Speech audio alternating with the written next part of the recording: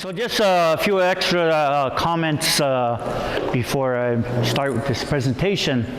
After going to many places to speak, everybody had a PowerPoint except me. So I had to invent some new songs and dances to make it colorful. And after last year's conference there with Phil Quinn, he was very animated, and people said to me, "He's stealing all your moves, Steve, and he's so funny and exciting." But he made a presentation on fruit trees, and he's coming this afternoon with his wife, and they're going to make also a presentation, part of it, for about a 4-H club. And the 4-H club is a group that's basically catered to younger people. So that includes everything from animals to plants, trees, and also part of teaching them about leadership and responsibility. So it's a very, very well organized type of group. And so they're going to make this a presentation, and in the near future through KCI, there's going to be another meeting at a time where she's going to make a larger presentation. But listening to certain things that went on this morning, it reminded me of different things that I was told. And when I was younger, which was about 60 years ago already, and there was an older lady in my neighborhood, and she always used to call me, and she used to talk to me, and she always had beautiful gardens. But I remember one day she told me of things that would happen in the future. And so today, we're there. But at that time, I thought maybe the future is 500 years from now. And she lived right near the water, and she said to me, "Stevie, one day we're going to buy water to drink." So I thought, there's got to be something matter with this old lady. You know, now that I'm an old man myself, I know what's the matter with me. This is true. We're buying bottled water. We're just paying for the label, Fiji water or Naya water, and water is free. And a bottle of water costs more than a gallon of gas. So what's wrong with this picture? But there was things that she said. She talked about the maple trees. The trees dying, and now the syrup production. Last year was the worst maple syrup production in the recorded history in this area. It was down 47%. That is almost half, and it's going to be just as bad this year. Last year, and one of the things that she told me, she said one day there's going to be no strawberries, and last year we had no strawberries because we had a late frost. The date was the 5th of June, and it killed all the blossoms. It didn't kill the plant, but it killed the blossoms. So there was no strawberries, and any strawberries that you found were strawberries that come from California. And if you see how they take care of that, they actually wear a spacesuit to spray those berries, and that's what we're ingesting. So these are just a few things to be mindful of. So as a part of all of it, so when we say Chonheko, that means all those things that support our life. It doesn't just mean corn, beans, and squash. It includes the medicine, it includes the forest plants, it includes fruit trees, nut trees, all these things that are part of our ways of life.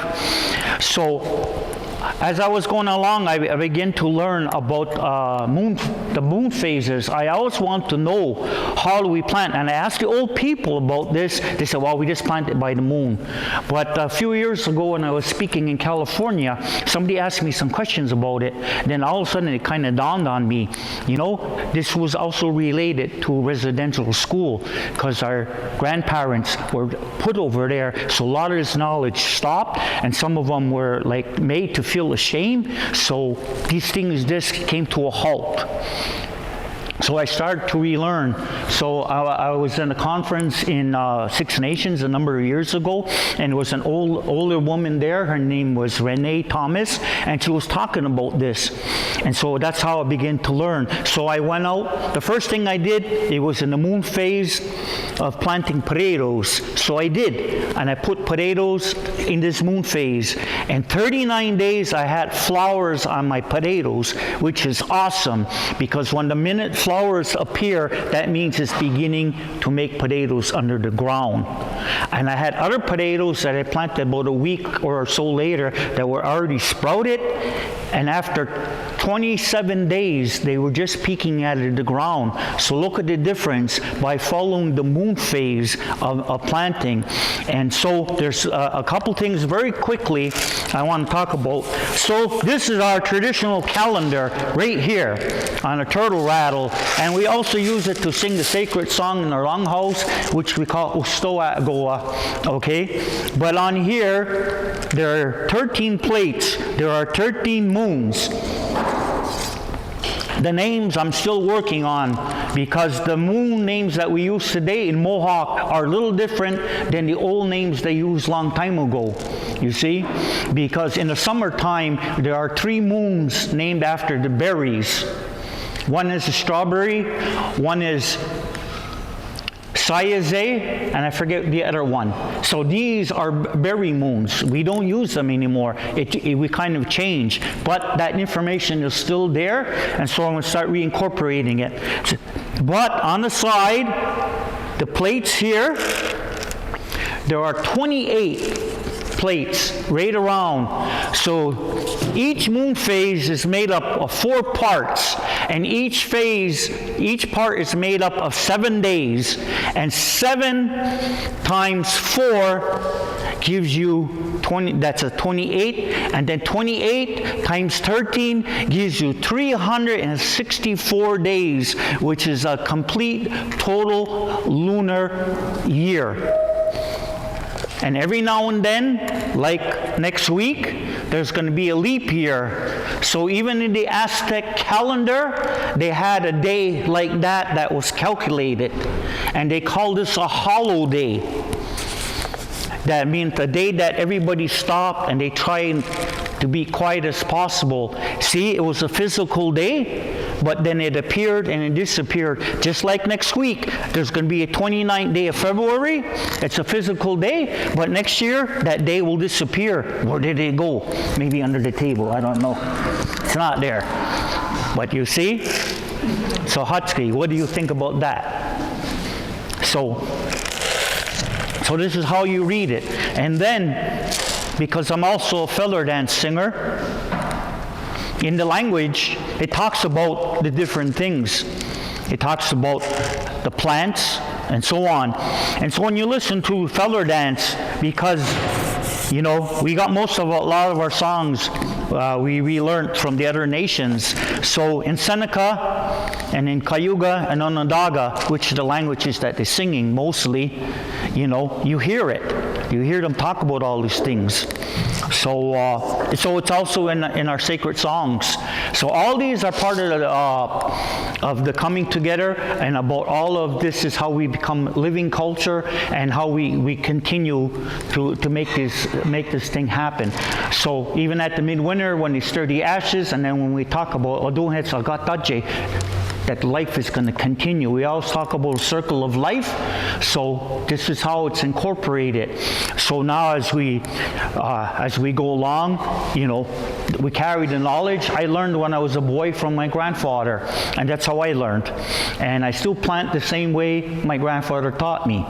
You see, my grandfather always took a handful of seeds and put them in his mouth, then he planted it in the ground. So today, I put it in my mouth and I planted it in the ground, because that's what my grandfather did. Why he did that, I don't know. Maybe he learned that from his mother, which I'm pretty sure he did, and because that's a thing that's what we do, you know. So here we go. The moon, as I explained, the moon begins with a new moon, and then it comes around, and we'll never see the first day of the new moon ever. No one's ever seen it. We always see the second day, which is right here. So in our language, we call that skadziera, a claw, or as the Chinese would say, craw. And then we come to what's called the half moon, or wax on. I looked in the book about all these things. It's called waxing. So I like that, you know. I think another one I have Mr. Miyagi. teaching you wax on and wax off. The only thing we don't have in our moon calendar system is sand the floor. So at this time, is different things that we plant. So in the first half, in the new moon, we plant everything that's green. So all kind of greens, herbs, green plants, and so on, and tobacco, and different kind of flowers are planted at this time, including which one? Hemp. Oh. And medical cannabis. And everybody says, Steve, what kind of cannabis do you grow? Do you grow recreational or medical? I say, no, I go big time. I'm industrial. That's it. I work for Cheech and Chong. So this is what you plant at this time. So the next phase is called wax on, like this, or wax off. Wax on, okay? So in there, everything that has a seed inside of the fruit is what you plant.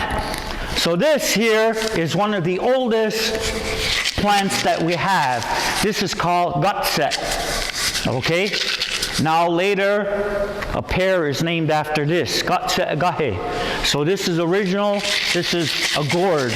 And you hear the seed is inside of there. So there's more stories about this, that's for another day.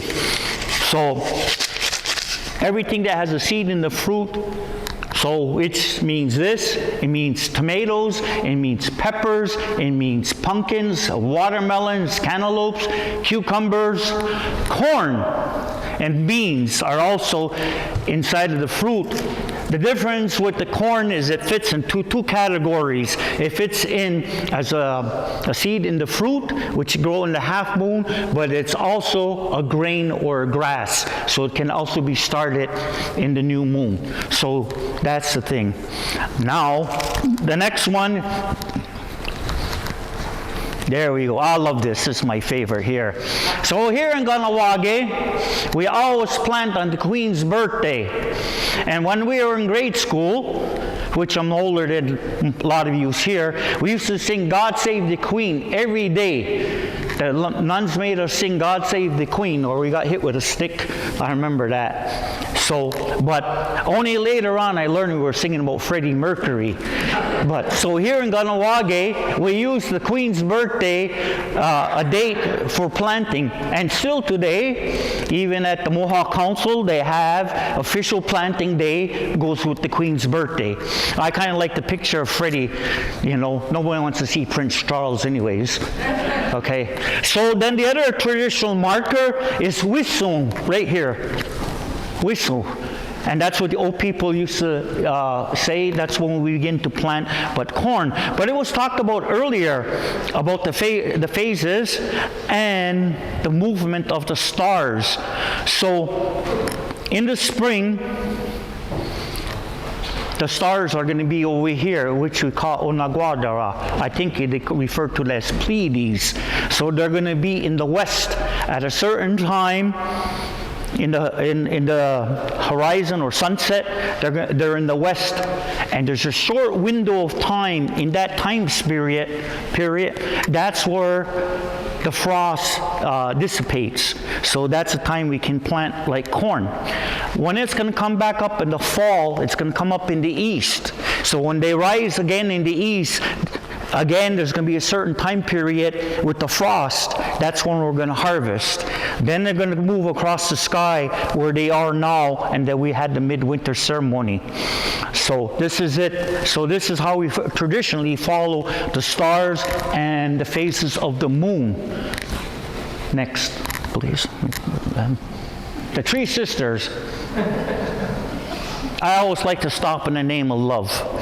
So there you are. But they're my favorite three sisters, Diana Ross and the Supremes. So there's Osaida, beans, corn, onejo, and jonoritsta, which means the umbilical. And so all the plants that pumpkins, melons, they're all hooked up to jonoritsta, which means the umbilical. And so the old people, that's the word they use. And some people call it onohuzara as a pumpkin, but the ancient name is called jonoritsta. And one of the oldest songs that is used in the Longhouse is called Gatset Dahwagung, which means shaking your gutset, la cucaracha. So there you are. There it is, wax on, wax off. So if you remember that, these are things how you plant. The new moon. As I said, so this is what we see. Things to plant in the new moon. Popeye spinach. Sorry. Egg rolls. Cabbage rolls.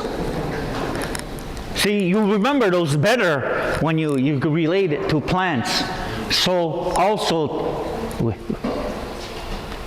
there's the minister right there, Cheech and Chong. So there's sage, tobacco, and Seneca cigarettes. It's full of flavor, just to let you know. Now, other stuff, new moon planting, herbs and flowers. This is go back. So this is we call ojitsayuntos. A lot of the older people in Ganawage used to plant this all the time. My grandmother always planted that, and she picked this part like every day, and they give it to the children, especially babies, when they're teething because they get this fever. So this is what they use here. I remember that. What's the English name? Do you know? It's a type of saffron or safflower. I think it's called safflower.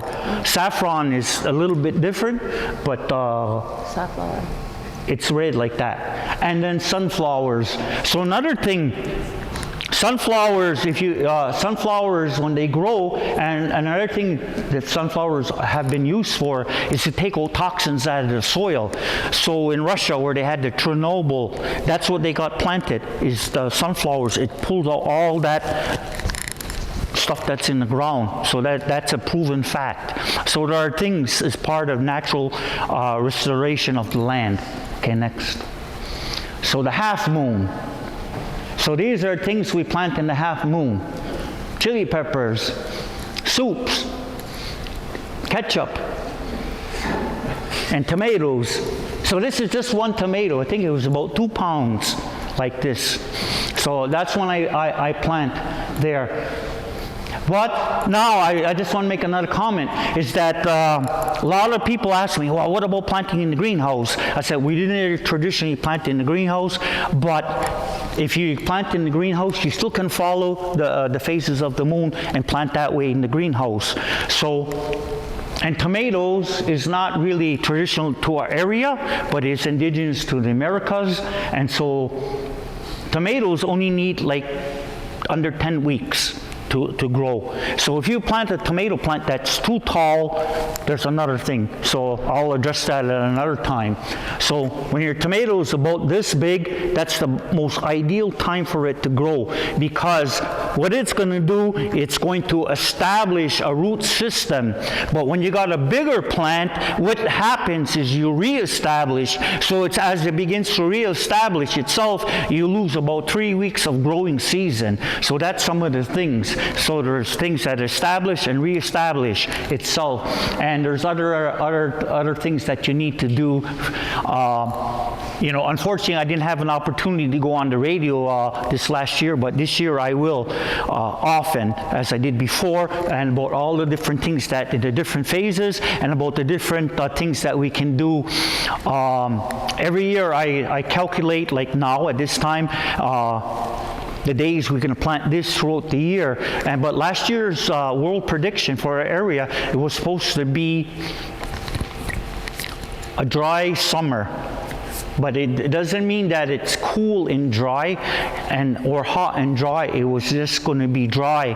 But because of the forest fires, with all that smoke, that's what changed what was going on. And the same thing happened, if those of you remember Mount St. Helens, at that same year, the same thing. It rained almost every day. We almost had no summer at all. And so this year, because of all those fires, that's what changed what happened. And so because of that, we had a lot of water, we had a lot of rain, and plants didn't grow very well because of that. But there are things that we can do to kind of work in harmony or in balance with what the environment we have. Maybe the best thing is we're going to have to get involved in raised gardens more than this flat gardens that we do, because the advantage to it is that it rains a lot, the water moves away, and then when it's dry, we have more concentrated area to water. So that's one thing. So next. So more plants in the half moon. We got Orville Rickenbacker here, and we got white corn, and then we have the other corn. Yeah, go ahead. So go back for a second.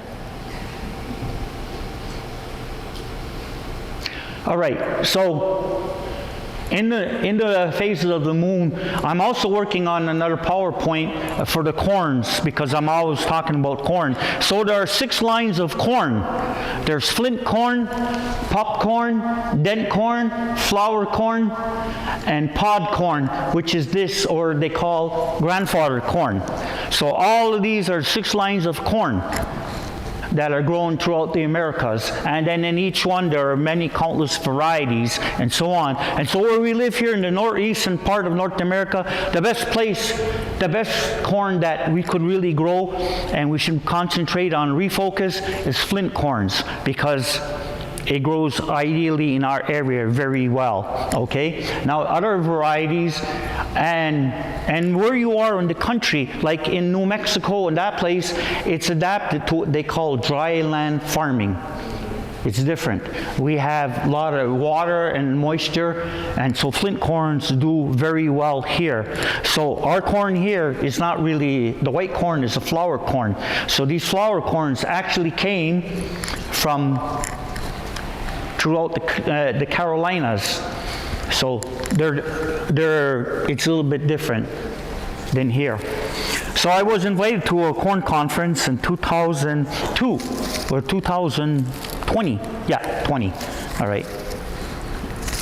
No, 19. So I went to Maine, and there were speakers there and making presentations. So the gentleman had flint corn and he had flour corn.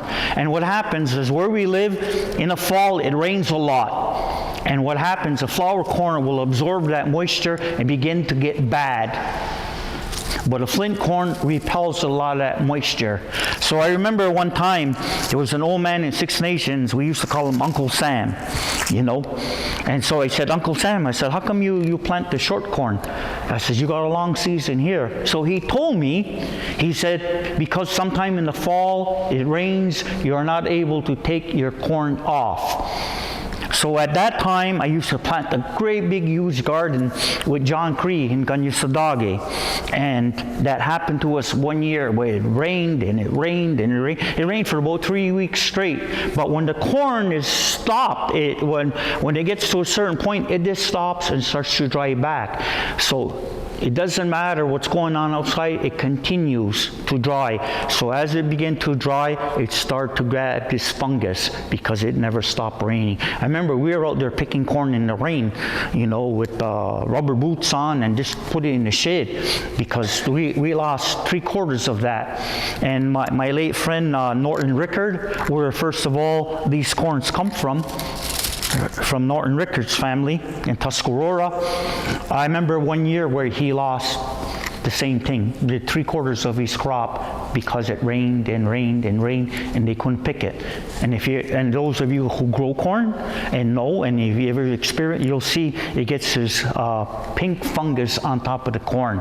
So this is poisonous. Anyway, so those are some of the things to take in consideration. What happens is in the varieties, and so we are in this part of northeastern North America, flint corns are ideal. So everybody has flint corn. Even I think the corn soup we're having after is going to be flint corn in there, because it's hominy corn. And hominy is made from flint corn. And it's the same process. You take off the skin with ash or lime water.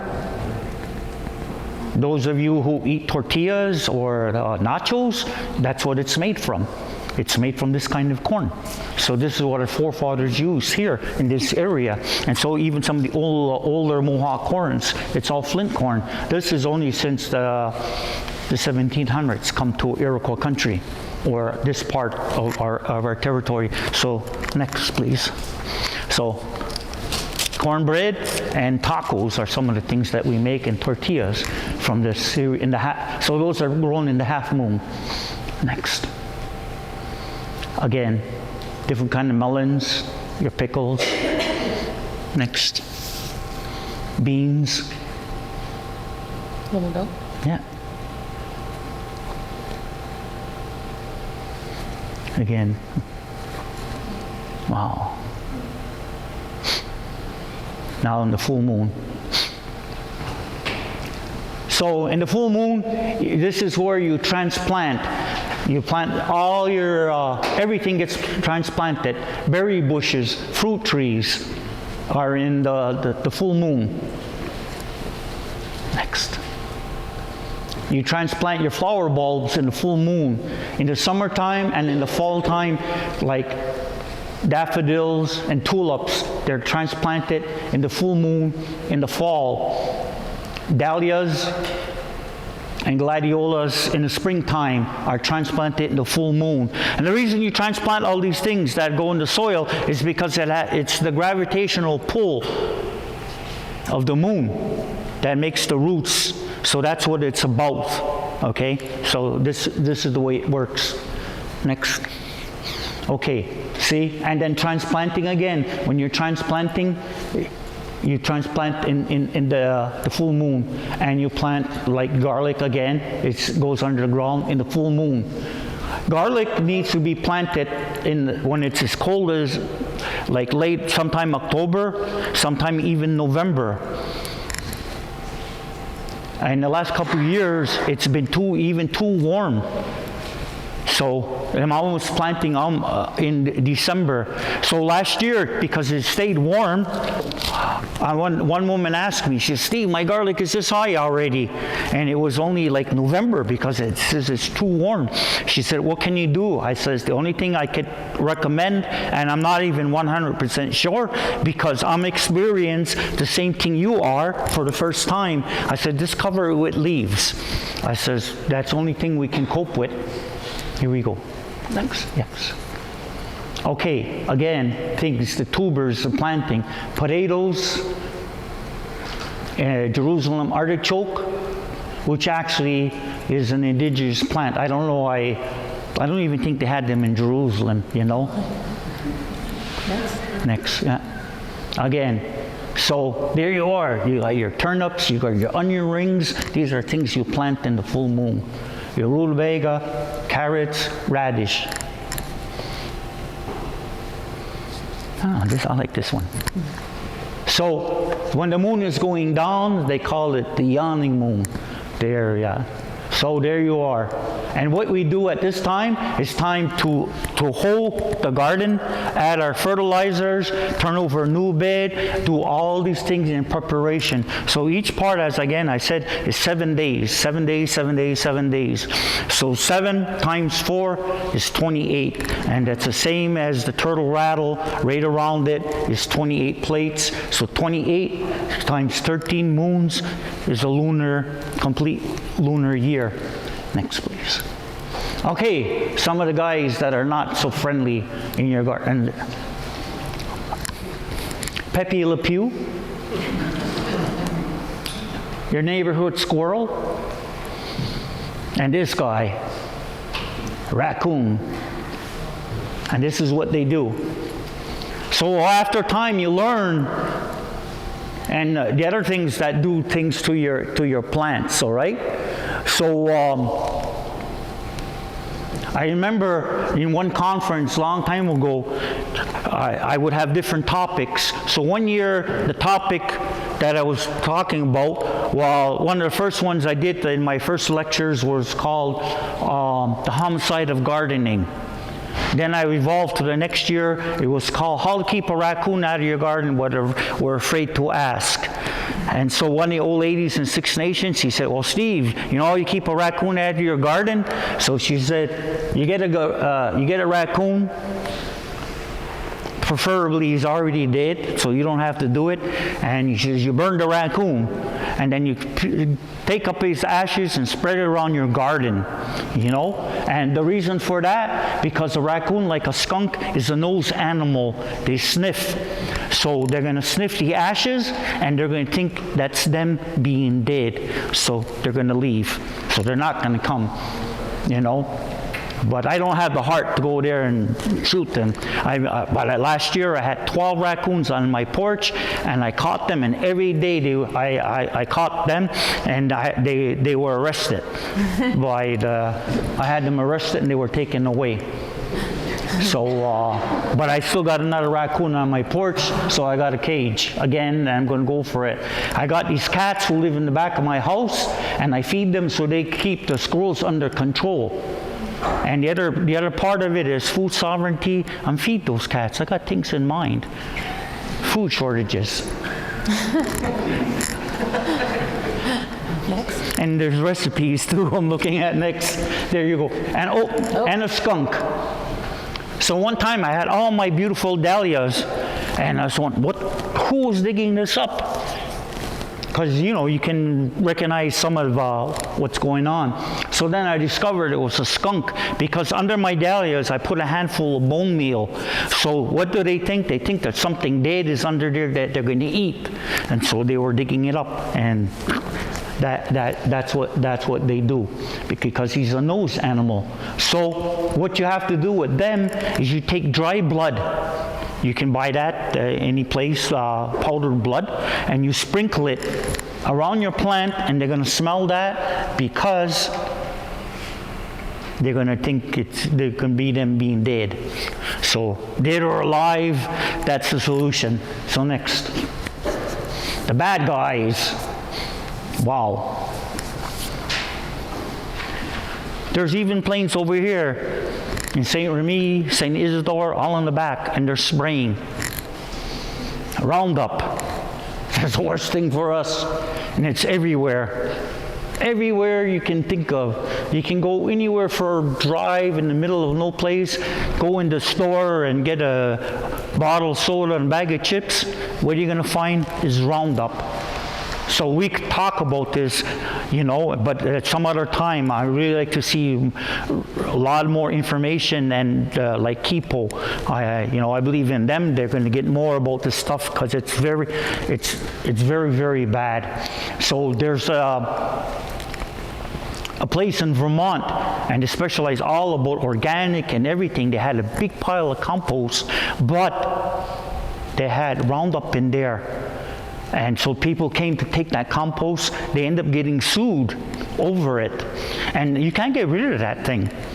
And we're all ingesting it. Even today, all of us, even me, I had Roundup this morning in my breakfast cereal. Because my breakfast cereal, you know, I had Tony the Tiger, and these things are grown in the prairies, and you know how it's maintained? With Roundup. It's crazy. And this is truth. The bread that we eat has Roundup in it, because it's maintained with Roundup where it's growing. And we're ingesting this every day. And look at the rates of cancer in our community, in all kinds of communities.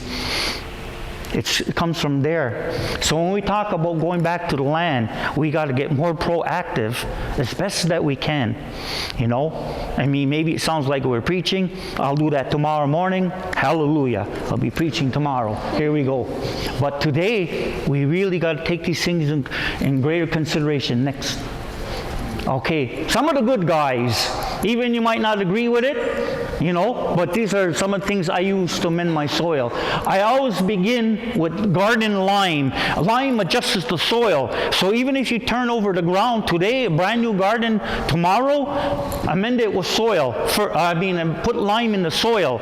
It's gonna balance all the nutrients in the garden. And so this is why a long time ago they turned the gardens over in the fall. So over the winter, all the nutrients adjust. But if you ever plant a garden right away, new, a lot of things will happen. You'll have small plants because the nutrients ain't adjusted. So to amend that, you use lime, and it'll make a difference. So a friend of mine years ago made a big garden. He put corn and everything, but then at a certain point he ran and he put lime because he knew. So he ran out of lime. And then in the fall, he showed me. He said, Steve, look at this. So what he had there, where the lime was, he had beets that were this big. And then he showed me where the lime stopped. He had beets that were this big. See, like size of a golf ball, and the other one's like a basket, a big softball. And that's because the nutrients have to be amended and adjusted. And he knew enough, but he just ran out after that of lime. So he just let it go. But at the same time, he learned from it, or he realized what he studied was true, and I learned from that experience because he was able to show me. So I always include lime, and so some of the other soil amendments is bone meal, and alfalfa meal, potash, and sea kelp. All of these things put the nitrogen, phosphorus, and potassium into the soil, the three nutrients that you need to maintain a good garden, and so things will grow very, very well. And so those, even though they may say organic, maybe they're not 100%, but in one way it's better than not. And I use bone meal in almost everything, because bone meal, the nutrient in bone meal is what makes the fruit grow and in the corn. And so we always hear a story, well, our ancestors put corn under they put fish under their thing. The reason for that is because the fish, what happens, a fish will disintegrate quickly, and even the bone. So by the time the corn needs this nutrient, it's ready, you see? And then if you want, you could take out the fish bone like that, and you could make Fred Flintstone combs. That's what they do in the old days, the cavemen. You remember that? I remember that. So this is why it's very important to incorporate these things in what you're doing. But that's the stuff that I do in my garden every year. And so my plants come out the way they are. Sometimes they're a little bit electric because I play Ozzy sometime. And sometime I found out too that the plants love music. So they did a study about music, and they found out that Mozart is the most favorite music that the plants like to listen to. So now I play Mozart in my garden, Sometimes I play, bean dance from my friends from Tonawanda, but often I have to play Mozart. I think bum, bum, bum, bum, bum, bum, something like that, And this helps because it's the kinetic energy. This is what the elders told me. And song and dance and being happy and laughing and telling some jokes and grab your raccoon and speak to him in a good way. That's why he's got black eyes. That's part of the old legend. He was robbing the corn, and the old man grabbed that raccoon and he said, I'm going to give it to you. So guess what happened to the raccoon? He got it. So there you are. So next, some more good guys. Irish Spring. You take some Irish Spring there after you finish using it on yourself a little bit. So you want to smell pretty good. It smells good in the garden, but it'll help keep the squirrels out of your garden. Irish Spring. It's not only part of the luck of the Irish, but there you are. And so my uncle had squirrels going in his house. He has a log cabin house, and somebody told him take some Irish Spring, so he did. He put a bar in there and it stopped the squirrels from coming in, and because they don't like that, there's something in the scent, So next is vinegar. So you take vinegar and you spray vinegar around your garden, around plants. This will help to repel your neighborhood cat, your cat or your neighbor's cat, from digging up everything and fertilizing your plants before you need to fertilize. So because again, a cat will smell this, so there's different tricks you can use. You can use a popsicle stick and wrap it with a little bit of a material and put it every so far, and or if you have a raised bed, spray it around there in a spray bottle, vinegar. This will keep the cats out of that from digging up your plants. And of course, I put the salt, because salt also is another thing that helps with weeds and some of the critters. So they are. Next, here we go. All right. Never forget, the gardeners make all of this happen. So I'll put some pictures of people here. Everybody's happy when you're gardening, and that's it. That's the spirit of John Heko. Everybody's happy. So this is my good friend, Madame Bijou, right here. Will Bonsil is a famous individual. My good friend Roger Moses from Onondaga, who lives here in Ganawage. Some people here, Dean George and Janice and her sister, I forget, from Tainanega. This was at Onondaga at a seed conference. And my good buddy, Clayton Brocope, who lives in Suzuki, and Rowan White. And here we're in Taos, New Mexico at another seed conference a number of years ago. And so, there you are. Next. All right, some more gardener friends. Okay, this is my good friend. He's in New Mexico. These are some corns that he grows. My good friend Archie Bomberry in Six Nations. My Mo Watt and Lisa Bludnick and George Rickard. One more. Oh, and of course our community and family. So these are, this is how it continues.